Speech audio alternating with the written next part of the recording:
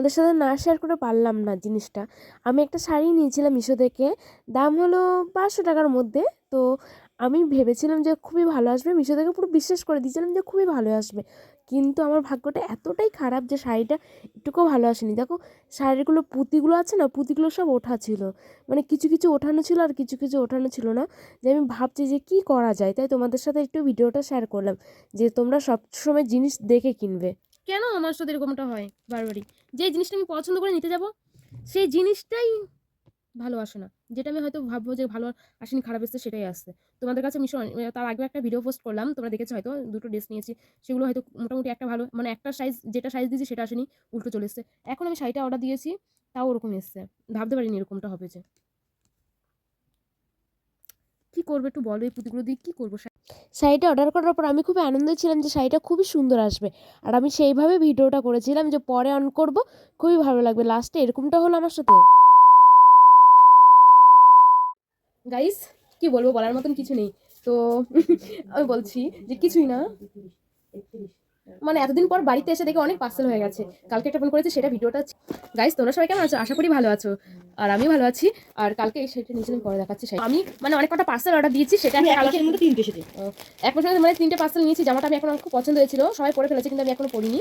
তো আমার তাই আজকে ওপেন করছি, সেটা দেখছি যে পার্সেলটা ভালো কিনা খারাপ তাও আমি জানি না। 1 মাস পর বাড়িতে এসেছি, বাড়িতে মানে গাইস তাই আমি দেখলাম যে ওপেন করবো যে জিনিসটা কেমন এসছে। আর দামটা বেশি না, কত বেশ নিয়েছিল, মা দিয়েছে টাকাটা, একটু বকাবকি করছিল যে কত পার্সেল নেয়। আর একটা আমি অনলাইন থেকে নিয়েছি, এই কারণে মাই টাকা দেবে, কোথাও দিয়ে দেয় টাকা, ফোন করে দেখো টাকাটা মাই দেয়, আর কিছু কে দেয়।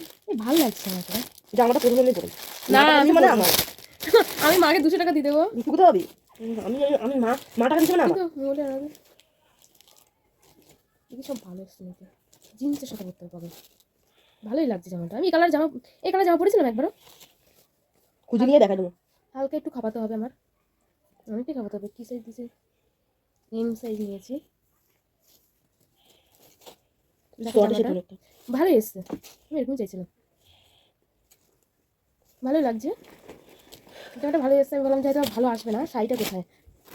আর এই জারিটা পার্সেল, আর এটা করবো একই, এটা তো ভালো এসছে, একই কালার, আনকমন কালার নিয়েছি। মানে আমি যেগুলো পরিনি কখনো, আমার নখগুলো শুধু ভেঙে গেছে। দেখো এই নখটা উঠে গেছে, আর এই নখগুলো এখন আছে, মাত্র একটা নখ উঠে গেছে। আর এতটা কষ্ট, কেউ যদি জেনে থাকো বলো যে এই নখগুলো আমি তুলবো কি করে।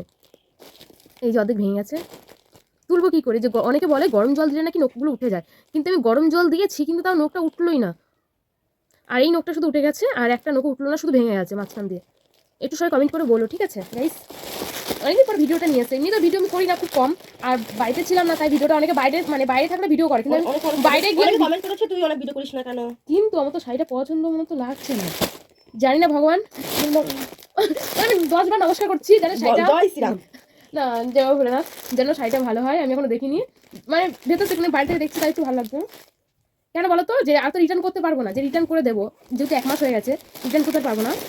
ভালো হলেও আমাকে নিতে হবে, না মানে ভালো লাগলো আমাকে নিতে হবে, তাই আমি একটু দেখবো। ভালো করে ব্যবস্থা করে নিলাম, বুঝলি কি করে?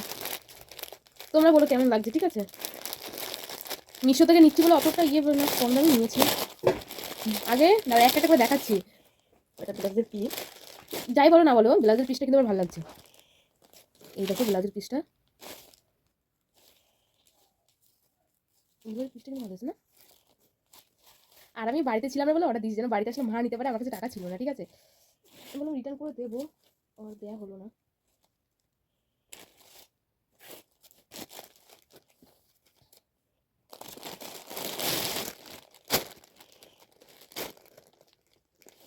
এই শাড়িগুলো অনেকে পরেছিল, ব্ল্যাক কালারের পরেছে, উল্টো। সেটা পিট কর, শাড়িটা বেশি দিন থাকবে না সোনামণি, শাড়িটা বেশি দিন থাকবে, যেরকম চাইছিলাম সেরকম আসেনি, অনেকটা আসেনি, তাও ভালোই লাগছে। খোল না, খোল, উঠে যাবে একদিন পরে, উঠে যাবে। ই বাবা, শাড়িটা ভালো না, শাড়িটা ভালো না। এই দেখো, দাদা দাদা দাদা দাদা গাইস, না দেখলে বুঝতে পারবে না, দাঁড়া দেখাচ্ছি, না দেখলে বুঝতে পারবে না। গাইস দেখতে পাচ্ছ, এই জায়গাটা একটা ছোট, যদি একটা শাড়ি থেকে সব পুঁতিগুলো উঠে যায় তাহলে আমি শাড়িটা পরবো কি করে? দেখতেই পাচ্ছ ফার্স্ট টাইম আমি ঠকে গেছি মিশো থেকে, আর আমি চাই না যে আমার মতন এরকম কেউ ঠকুক, তাই ভিডিওটা করলাম। এগুলো কিন্তু সব পুঁতি, ঠিক আছে? এই শাড়িটার সব উঠে যাচ্ছে, এই যে কেরির মধ্যে সব লেগে আছে। আর দেখতে পাচ্ছ এই দেখো সব উঠে যাচ্ছে। যে মানে আমি ভেবেছিলাম যে তোমাদের সাথে ভালো কিছু শেয়ার করব, কপালটাই খারাপ। গাইস, আমার মতন এরকম ভুলটা আর কেউ করো না। আর কি বলো তো, মানে বলছি একটা কথাই তোমাদেরকে, যে তোমরা ভাবছো যে পার্সেলটা নিয়েছো, কেউ যদি বাড়িতে থাকো তাহলে পার্সেলটা নিও, আর কেউ যদি বাড়িতে থেকো না, যদি হয়তো বাড়িতে থাকো তখন পার্সেলটা নিও না। বা বাড়িতে যদি পার্সেলটা চলে আসে কাউকে দিয়ে আগে চেক করে নিও পার্সেলটা ঠিক এসছে কিনা, ভালো এসছে কিনা, তাহলে হয়তো রিটার্ন করে দিতে পারবে। এখন আমি এমন একটা জিনিসে পড়ে গেছি না, কি করবো বুঝতে পারছি না, যে আমার শাড়িটা রিটার্ন হবে না, শাড়িটা একই খারাপ এসছে, তার উপরে সব কাজগুলো উঠে যাচ্ছে। যেটা সৌন্দর্য বলে জিনিস থাকে, যে সৌন্দর্যটাই আছে সেটাই যদি উঠে যায় তাহলে শাড়িটা কি করে আমি পরবো? আর আমি এখন রিটার্ন করতে পারবো না, এত দামের শাড়ি, 500 টাকা, হয়তো অনেক হবে 500 টাকা। এই শাড়িটার দাম যদি 500 টাকা, এটাই অনেক দাম। আমার থেকে মনে হচ্ছে 500 টাকার শাড়িটা মানে অনেক দাম আমার কাছ থেকে, হয়তো তোমাদের কাছ থেকে মনে হবে না, যেহেতু মাকে আমি বলি নিশ্চয়ই শাড়িটা এরকম এসেছে, যেহেতু মা টাকা দিয়েছিল। কাজগুলো নিয়ে কি করবো আমি? 500 টাকাটা শুধু জলে গেল।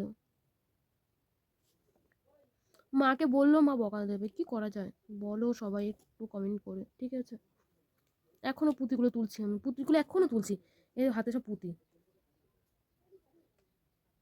দেখা যাচ্ছে, হাতে সব পুঁতিগুলো তুলছি, সব নিচে পড়ে আছে।